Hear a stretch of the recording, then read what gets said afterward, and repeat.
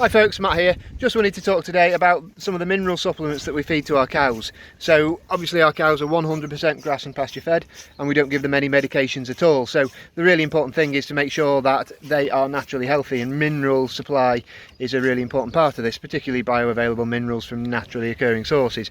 So number one thing is the health of the soil and the health of the grass, the plants. Diverse pastures, deep rooting, managed the right way, given adequate rest and recovery so the roots go deep, and also, as you can see behind me, big wide hedges with various plants in them. Some people will call weeds, various wildflowers.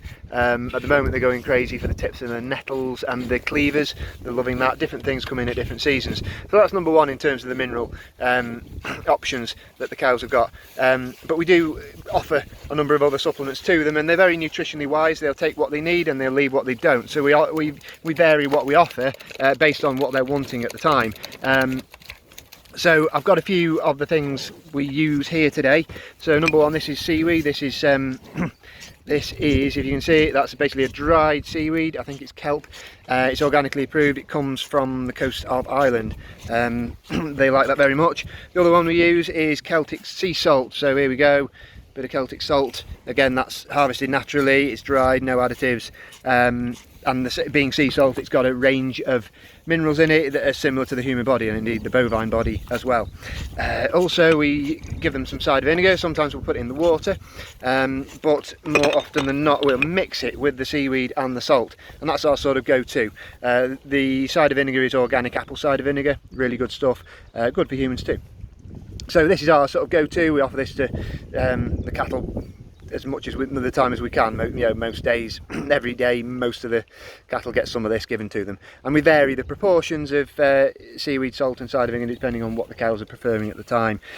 So the other thing that we give to them, and this is strictly speaking probably a pasture forage similar to the grass because it grows naturally in pastures, but it doesn't tend to grow in our soil, like sandy sort of limey sort of soils, whereas we're quite heavy clay soils here. So lucerne doesn't grow very well on our farm, but we do buy it in dried format. And in terms of the volumes we feed, it's very much fed on as a herbal supplement. So it's got a really good range of minerals in it. It's got tannins. It's got a different sort of form of protein that you find in the grass as well. So that's a really good feed, and the cows like that as well. They just get a little bit of that to eat when they come in for milking. They have some of the lucerne and there's some of the salt seaweed cider vinegar mix every day, and we're guided by them as to what proportions they're preferring at the time.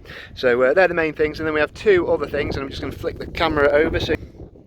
So here we've got on the right Himalayan rock salt. So the Himalayan rock salt is obviously mined from the Himalayas. It's from an ancient seabed, really good mix of trace elements, etc.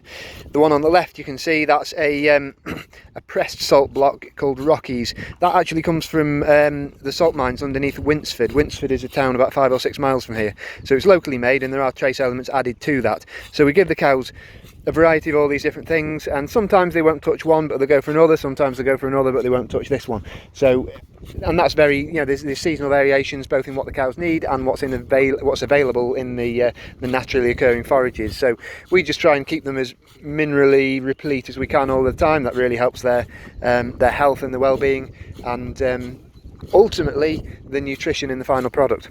So hope that is of interest to you.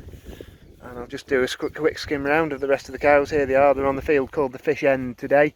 There's no fish in here at the moment, but apparently my great grandfather used to go fishing in one of the pits in this field, so that's why it was called the Fish End. But yeah, lovely quiet spot for them down by the wood. Okay, thank you for listening. Bye for now.